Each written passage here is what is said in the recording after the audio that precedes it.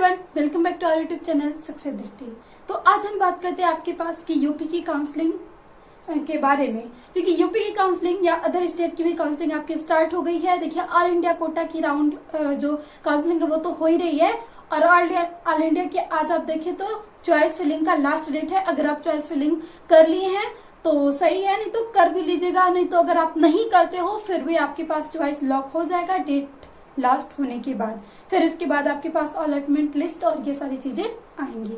तो हम आज बात करते हैं यूपी के बच्चों को, किन बच्चों को पार्टिसिपेट करना चाहिए और किन बच्चों को पार्टिसिपेट नहीं करना चाहिए, क्योंकि यूपी का भाई एक अलग ही रूल्स फॉलो होता है अदर स्टेट से और ऑल इंडिया स्टेट से। यूपी अपने अलग अलग नियम के अनुसार करवाती है। फर्स्ट आपका ये होता है पार्शियल ड्रॉप लेने वाले स्टूडेंट के साथ, क्योंकि बहुत सारे स्टूडेंट होते हैं जो इस बार शायद वो कुछ कम स्कोर कर पाए हो और उन्हें ये होता है कि हम नेक्स्ट ईयर इससे ज्यादा स्कोर कर सकते हैं, तो वो प्लान बनाते हैं पार्शियल ड्रॉप का। तो वो क्या करते हैं भाई, यूपी में अगर हम देखें तो कॉलेज के नंबर्स बहुत ज्यादा हैं, सीटें भी इस बार इंक्रीज हो गई हैं, तो इसकी वजह से लो कट ऑफ भी रहती है अदर स्टेट के अलावा, तो यहाँ से आपको एडमिशन मिल जाता है। लेकिन वो कॉलेज कैसा होगा, उसकी फी भी बहुत हाई होगी, फिर कॉलेज सिचुएशंस भी उतनी अच्छी नहीं होंगी। हॉस्टल भी अगर हम जाके विजिट करें तो एक एक हॉस्टल में 3-3 लोग रहते हैं यूपी के जो हैं। तो इन सब चीजों को वो लोग सोचते हैं कि एक साल झेल के फिर हम अगला किसी अच्छे मेडिकल कॉलेज में हम एडमिशंस ले लेंगे। तो अब उन स्टूडेंट्स के लिए तो ये रूल्स पहले से आया था, लेकिन एक बार हम फिर से रिपीट कर देते हैं कि अब वो एमबीबीएस तथा बीडीएस के साथ पार्शियल ड्रॉप नहीं ले सकते हैं। अब वो ये नहीं कर सकते कि हाँ हम एक ईयर एडमिशन लेके फिर इस सीट को छोड़ के नेक्स्ट ईयर एग्जाम देके अच्छे स्कोर आके अच्छे कॉलेज में हम यूपी के किसी एडमिशन ले लें। अदर स्टेट के वो ले सकते हैं, लेकिन यूपी के वो नहीं ले सकते हैं। और दो ही कोर्स के लिए है आपके पास, एमबीबीएस तथा बीडीएस के लिए, कि आप एक साल के लिए बैन कर दिए जाते हैं। लेकिन अदर आप और भी नीट के थ्रू काउंसलिंग होती हैं, उन काउंसलिंग को भी अगर आप लेते हो तो अगर उसमें भी आप छोड़ते हो सीट को, तब भी आपके पास कुछ न कुछ यहाँ से बॉन्ड होगा। या तो ये होगा ईयर्स पे कि हाँ आपको इतने ईयर्स पे कॉलेज सीट छोड़नी है, या तो बहुत ज्यादा अमाउंट आपको पे करना हो सकता है। तो अगर आप पार्शियल ड्रॉप लेना चाहते हो अदर किसी के लिए, जैसे आप आयुष कोर्स से ले लो, चाहे बीएससी नर्सिंग से ले लो, तो आप सबसे पहले वहां जाके कॉलेज पे पता कर लीजिएगा कि उसकी बॉन्ड फी कितनी है। और वैसे बीएससी नर्सिंग की बात करें तो कोई यहाँ पे तो बॉन्ड फी नहीं होती है, बीएचयू में केवल आपके पास बॉन्ड फी है, लेकिन आयुष कोर्सों में है।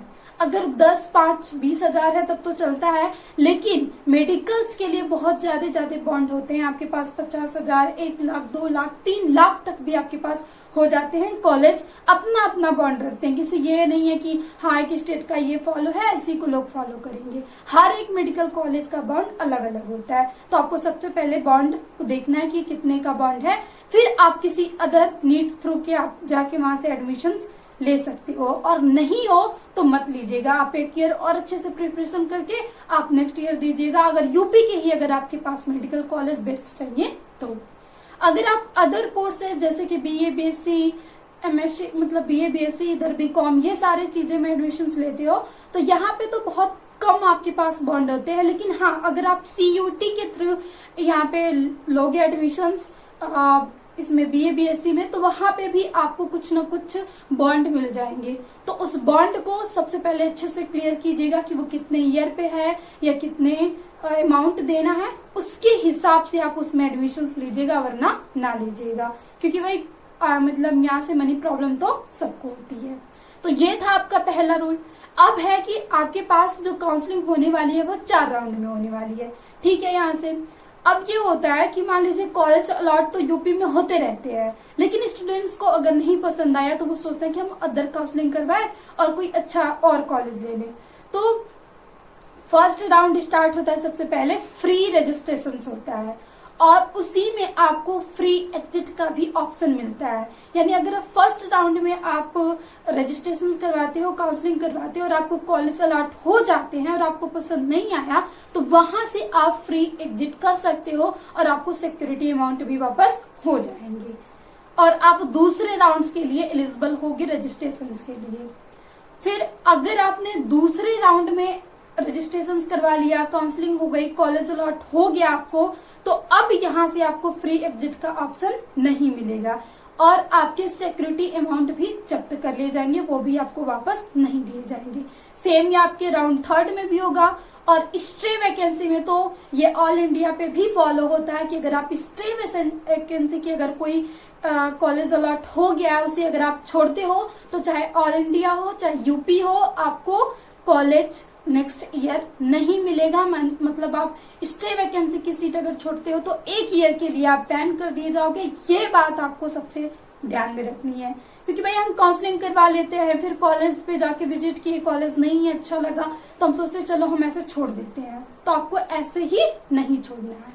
अगर आपको कहीं मान लीजिए रजिस्ट्रेशन के टाइम ही पता चल जाता है कि मतलब हमें नहीं करना है इस बार, मतलब आपके नंबर के हिसाब से, तब आप तुरंत अपना रजिस्ट्रेशन कैंसिल कर सकते हो।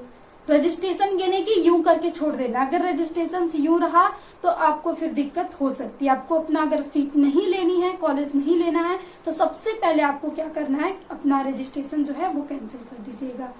तो यूपी में सब गाइडलाइंस को फॉलो करके चलना है आपको, सारी चीजें। सबसे पहले तो आप रजिस्ट्रेशन को अच्छे तरीके से डॉक्यूमेंट से करवाइएगा, और डॉक्यूमेंट्स के देखिए यहाँ से पहले आपको ओपन होगा यहाँ पे, फिर उसके बाद यहाँ पे आपको सब सबमिट करना होगा। तो आप उसी ईमेल से इसको करिएगा जिस ईमेल से आपने एनटीए यानी नीट के लिए फॉर्म भरा था एनटीए की वेबसाइट पे, वही आपकी ईमेल और नंबर होने चाहिए, क्योंकि वो नहीं रहा तो फिर इधर उधर हो जाएगा। और हमने पहले भी बताया था कि ये नहीं कि आपके पास एक लैपटॉप में ओपन किया, वहां पे कुछ दिक्कतें आ गई तो हम फिर से अपना कुछ प्रोसेस यहाँ पे करके दूसरे में कर दे। अगर आप ये गलती करते हो तो फिर आप काउंसलिंग प्रोसेस से डिबार कर दिए जाओगे, तो ये भी गलती आपको नहीं करना है।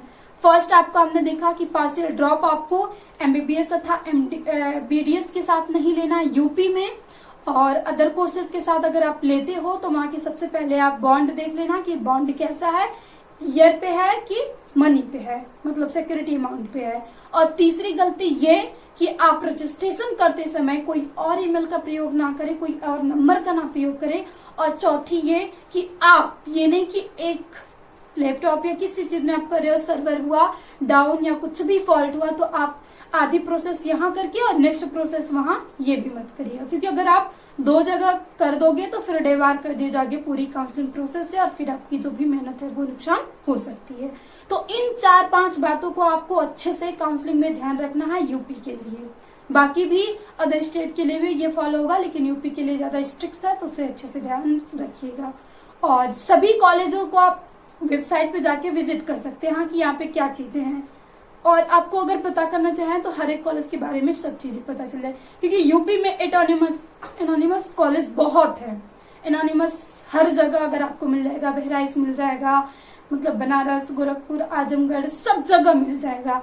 तो एनोनिमस जो भी मेडिकल कॉलेज होते हैं, तो किसी की पोजीशन बहुत अच्छी है लेकिन किसी की इतनी अच्छी नहीं है अगर हम मेडिकल कॉलेज की बात करें, और फी भी बहुत हाई है।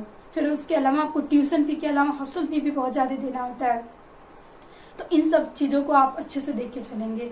और आपकी अगर क्वेरी रहती है तो एक पूरे सेपरेट वीडियो में हम पूरे जो भी यूपी के एनोनिमस कॉलेज हैं, मेडिकल कॉलेज और जो भी बेस्ट कॉलेज हैं, उनकी फी क्या है, सारे स्ट्रक्चर आपको एक बार बता देंगे। आपको बस कमेंट बॉक्स में कमेंट करना है। तो थैंक यू, मिलते हैं आपके साथ इसी वीडियो के साथ नेक्स्ट वीडियो में।